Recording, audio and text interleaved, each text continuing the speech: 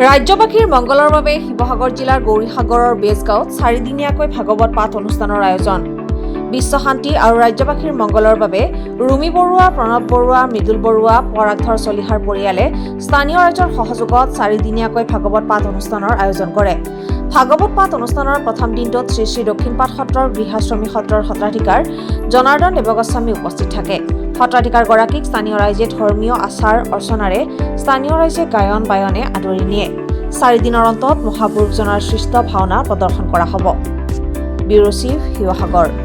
কি আয়োজন কৰিছে কি আমাৰ সকলো ৰাইজৰ কাৰণে, অসমৰ ৰাইজৰ কাৰণে 4 দিনীয়া কাৰ্যসূচীৰে ভাগৱত পাঠ অনুষ্ঠিত কৰা হৈছে। লগতে ভাগৱতৰ শেষত গুৰুজনাৰ ৰচিত নিসিংহময়ী ভাওনা ভাগ আগবঢ়াইছো।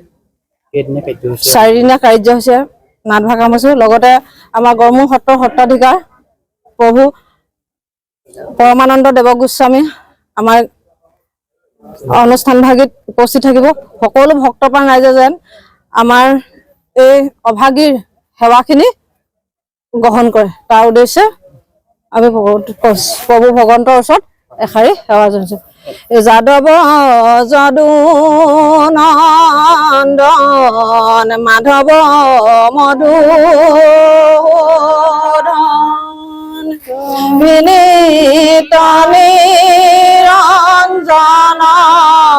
নাৰায়ণ তোমাত লৈলো কৃষ্ণ প্ৰভু শ্ৰীমন্ত শংকৰ হৰি ভকতৰ জানা যে নকল্পতৰো তাহান্ত বিনাশী নাই নাই নাই আমাৰ পৰম গুৰুৰাম আমাৰ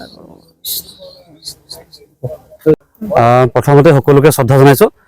আপোনালোকে জানে যে এটা 4 দিনীয়া ভাগৱত পাঠ কাৰ্যসূচীয়ে ভাগ আমাৰ ফুকনপটীয়া বেজগাঁৱত অনুষ্ঠিত কৰা হৈছে। শ্ৰীযুত ৰুমি বৰুৱা আৰু শ্ৰীযুত প্ৰণৱ বৰুৱা ডাঙৰীয়া, পৰাগধৰ বৰুৱা ডাঙৰীয়া, আমাৰ কনক বৰুৱা ডাঙৰীয়া, মৃদুল বৰুৱা ডাঙৰীয়া আটায়ে সেৱকী হৈ তেখেতসকলে ব্যক্তিগতভাৱে সকলো ৰাইজৰ সহযোগত 4 দিনীয়াকৈ এভাগী মহান কাৰ্যসূচী তেখেতে অনুষ্ঠিত কৰিছে। আমি তেখেতক এই মহান কাৰ্যসূচী শলাগ লৈছোঁ আৰু আমাৰ সত্ৰৰ সন্মানীয় গড়মূৰ সত্ৰৰ সত্ৰাধিকাৰ প্ৰভু ঈশ্বৰ আমাৰ মাজত উপস্থিত আছে।